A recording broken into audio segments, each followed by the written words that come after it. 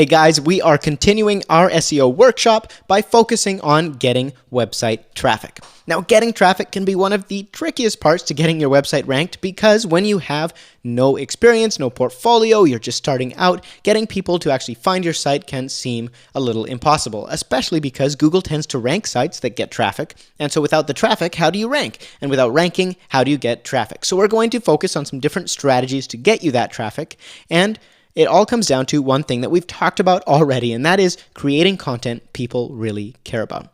Now, this is the important part. It has to be content that people care about, not content that you necessarily care about or your mom thinks is awesome. It has to be stuff that people are actually looking for, okay?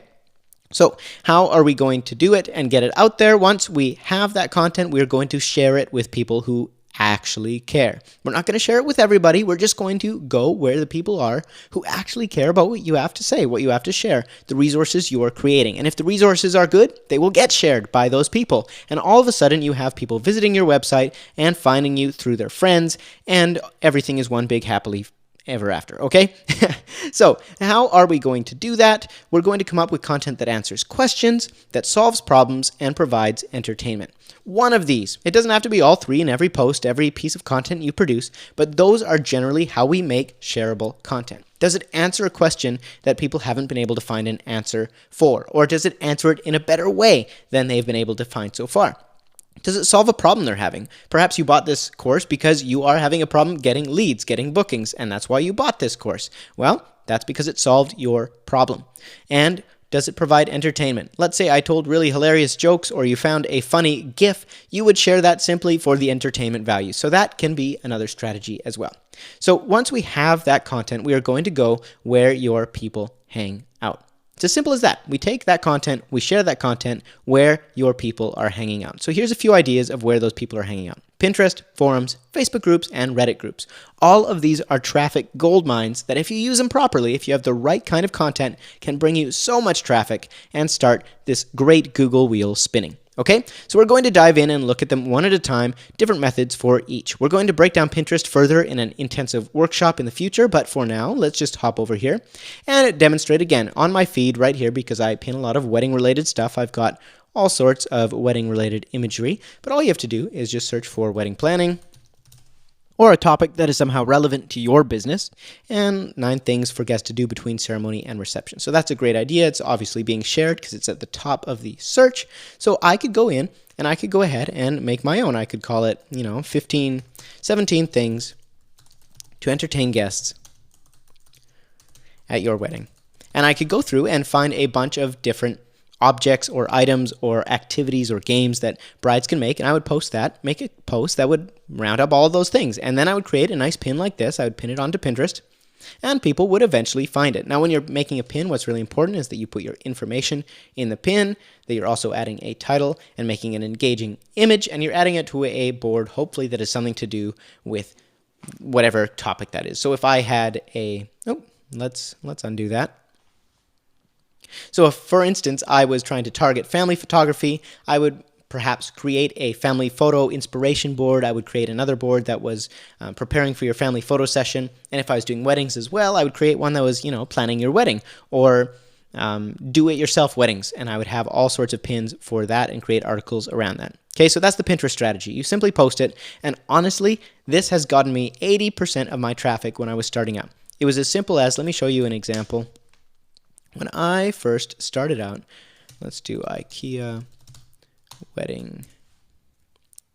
Here we go. Truly brilliant IKEA wedding hack. So I saw this idea on Pinterest that was things that you could do from IKEA for your wedding. And so I created my own post. I found a few different items on IKEA that were really great that people were using for their weddings, and I just shared them.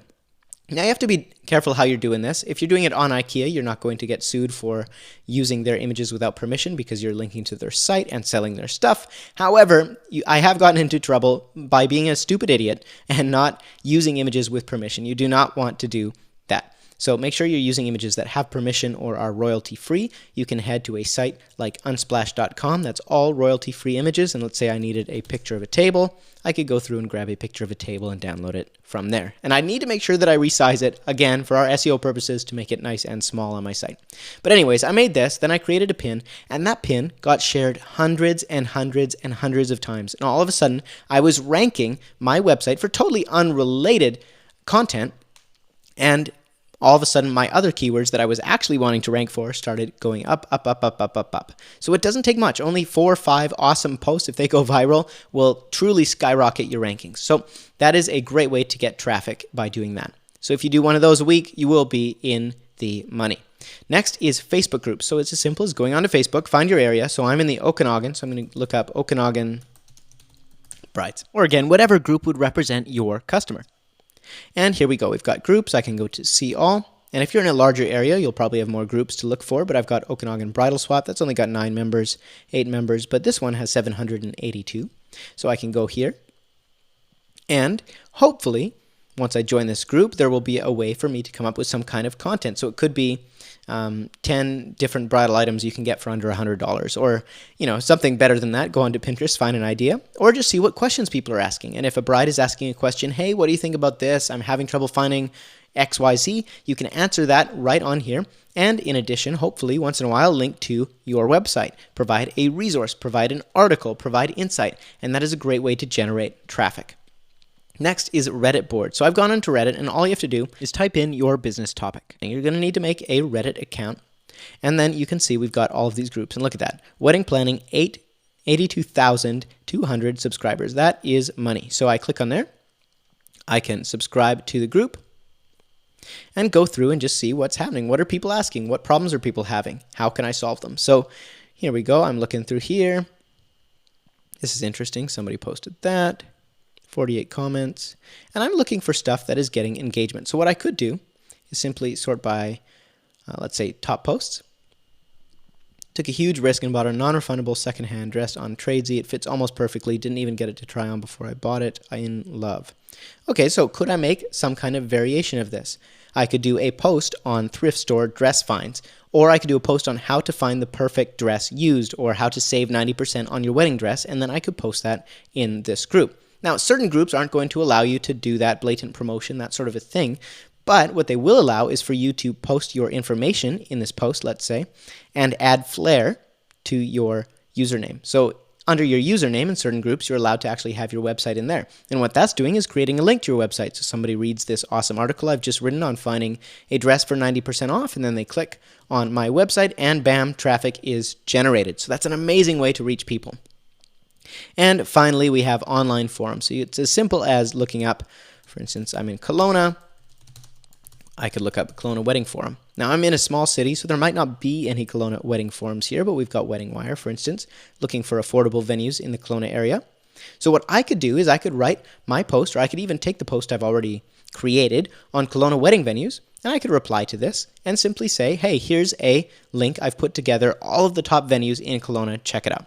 And now what I've done is I've directed any bride who comes here and sees this particular post will see my answer, helpful as it is, click through to my website, and hopefully wind up either sharing my post, giving me more traffic, or even booking me for photography if it works out, right? So that is 4 simple ways that you can go ahead and start creating traffic now. It's not about just posting photos and hoping for people to show up, or applying SEO strategies and just hoping people show up. You have to actually do something to start the ball rolling. So these are 4 great strategies. If you do a couple of links per day, a couple of posts per day, just answering people's questions, linking to your site, you will start to see huge results, because what happens is I answer this question, this link is on there, and it lives there forever. Now, anytime somebody sees it, bam, they click this link, go to my website. I'm getting a small little drip of traffic here. Then I would have a post in Reddit, and that's a small little drip of traffic. And all of a sudden, all of these tiny little drips all over the internet not only are giving me backlink juice, which is good for Google SEO to begin with, but also giving me steady, consistent traffic.